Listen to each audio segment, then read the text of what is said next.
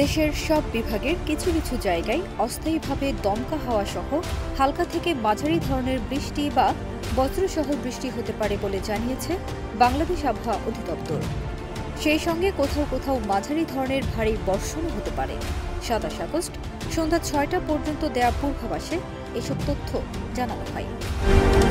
এলএমই certified বিশ্বসেরা কপারে তৈরি Walton cables, যা আপনার স্থাপনাকে রাখবে সব সময় নিরাপদ।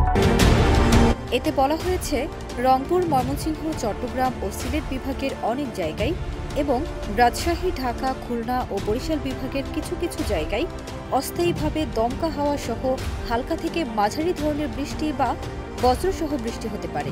সেই সঙ্গে রংপুর, ময়মনসিংহ, চট্টগ্রাম ও সিলেট বিভাগের কোথাও কোথাও মাঝারি ধরনের ভারী বর্ষণও হতে পারে। সারা দেশে দিন এবং রাতের তাপমাত্রা প্রায় অপরিবর্তিত থাকতে পারে। ২৭ আগস্ট সন্ধ্যা ৬টা থেকে পরবর্তী ২৪ ঘণ্টার পূর্বাভাসে বলা হয়, রংপুর, ময়মনসিংহ, খুলনা, বরিশাল, চট্টগ্রাম ও সিলেট বিভাগের অধিকাংশ জায়গায় এবং ঢাকা ও রাজশাহী বিভাগের অনেক জায়গায় অস্থায়ীভাবে দমকা হাওয়া সহ হালকা থেকে মাঝারি ধরনের বৃষ্টি বা বজ্রসহ বৃষ্টি হতে পারে।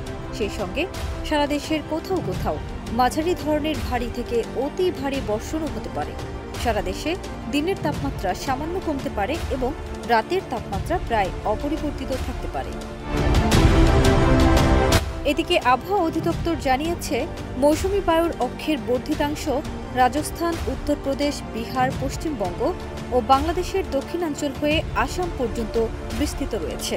এর একটি বর্ধিতাংশ উত্তর বঙ্গোপসাগর পর্যন্ত বিস্তৃত। মৌসুমী বায়ু বাংলাদেশের উপর মোটামুটি সক্রিয় ও উত্তর বঙ্গোপসাগরে মাঝারি অবস্থায় রয়েছে।